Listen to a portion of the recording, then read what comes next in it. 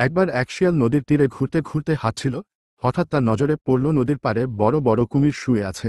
শিয়াল খুব চালাক ছিল। সে ভাবল, এদের বোকা বানিয়ে মজা নেওয়া যাক। শিয়াল জোরে জোরে বলল, এই কুমির ভাইয়েরা, তোমরা কি জানো, রাজা আজ আমাকে পাঠিয়েছেন তোমাদের গণনা করতে। রাজা জানতে চেয়েছেন এখানে ঠিক কতগুলো কুমির আছে। কুমিরগুলো তার কথা শুনে চমকে গেল। তারা ভাবল, রাজা যদি আমাদের গণনা করতে চান তাহলে আমরা অবশ্যই সহযোগিতা করব। শিয়াল আবার বলল, তোমরা কি সবাই নদীর মধ্যে এক সারিতে দাঁড়াতে পারবে?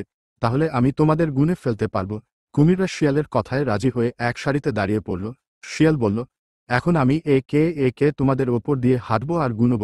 কোনো ভুল হলে রাজা রাগ করবেন, তাই সাবধানে দাঁড়িও। শিয়াল এক এক করে কুমিরের পিঠে লাফাতে লাফাতে গুনতে লাগলো। 1, 2, 3, এইভাবে পুরো নদী পার হয়ে গেল। নদীর ওপারে পৌঁছে শিয়াল হেসে বলল, ধন্যবাদ কুমির ভাইয়েরা, তোমাদের জন্য আমি নদী পার হতে পেরেছি। এবার আমি চলি। কুমিররা তখন বুঝল যে শিয়াল তাদের বোকা বানিয়েছে। তারা রাগে ফুঁসে উঠল, কিন্তু ততক্ষণে শিয়াল অনেক দূরে চলে গেছে।